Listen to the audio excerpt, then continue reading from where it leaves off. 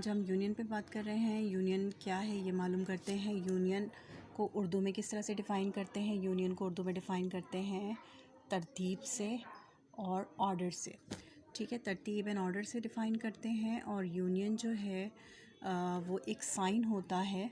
ठीक है, वो दो किस्म के अल्फ़ाबेट्स और जो है इस तरह से ए यूनियन एंड बी के साथ इस तरह से शो किया जाता है। और इसे हम डिफ़ाइन करते हैं, यानी ए के एलिमेंट के साथ और बी के एलिमेंट के साथ जब हम उसको इसकी एलिमेंट्स को इसकी एलिमेंट्स को जब हम तरतीब से लिखते हैं, ऑर्डर के साथ लिखते हैं, तो ये कहलाता है हमारा यूनियन।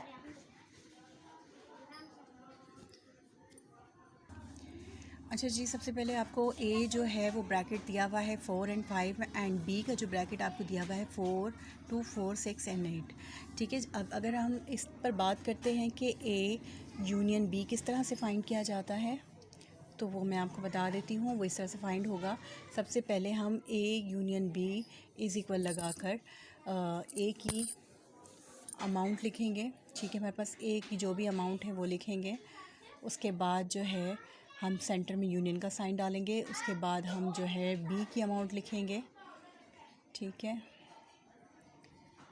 उसके बाद हम इसको सॉल्व कर देंगे। यूनियन का मतलब मैंने आपको पहले ही बता दिया, यूनियन का मतलब होता है तरतीब।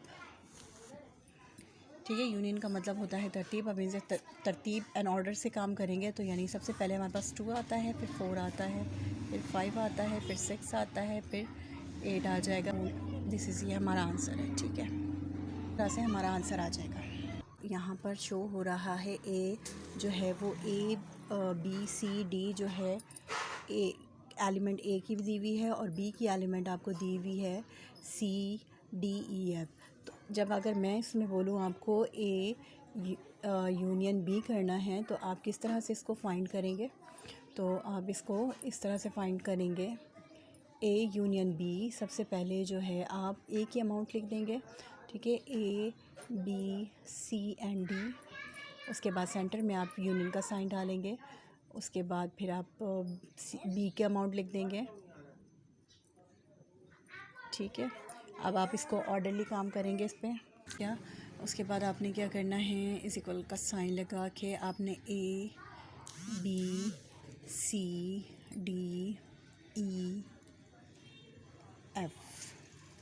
ठीक है, ये हो जाएगा आपका आंसर ए यूनियन बी का। ठीक है जी।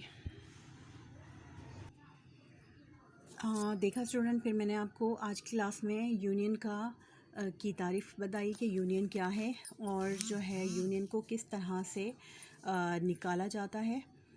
ठीक है, और चाहे कोई अल्फ़ाबेट्स हो यहाँ पर या फिर कोई नंबर हो, कोई भी नंबर हो, कोई सैम्बल हो, कुछ भी हो, तो यूनियन को किस तरह से निकाला जाता है। यूनियन का मतलब होता है तरतीब, यानी कोई भी दो ब्रैकेट्स के दरमियान की वैल्यूज़ को जब हम उसको तरतीब से लिख देते हैं, ऑर्डरली काम करते हैं, ऑर्डर पे काम करते हैं। यानी ऑर्डर का मतलब ये होता है कि जैसे 0 अगर पहले आता है तो 0, उसके बाद 1 आता है, 2 आता है, 3 आता है, इसके बाद 4 आता है, 5 आता है। इस तरह से होता है यूनियन। जैसे अगर मैं ए यूनियन बी का आंसर निकालूं तो ये हो जाएगा 0, 1, 2, 3, 4 एंड 5। तो ये मेरा आंसर निकल जाएगा। इसी तरह से कोई भी अल्फ़ाबेट हो, कुछ भी हो, तो इससे हम इजीली आंसर यूनियन पे निकाल लेते हैं। यूनियन का मतलब हमेशा हमें पता होना चाहिए कि यूनियन का मतलब होता है तरतीब। ठीक है, किसी भी दो ब्रैकेट्स के दरमियान जो भी आपको ब्रैकेट्स दी हुई होती हैं, चाहे वो नंबर के हवाले से दी हुई होती हैं या फिर आपको जो है अल्फ़ाबेट्स के हवाले से दी जाए, तो दो ब्रैकेट्स को जो है आप उसको ऑर्डरली यूनियन, इसका मतलब ये होता है यूनियन। ठीक है,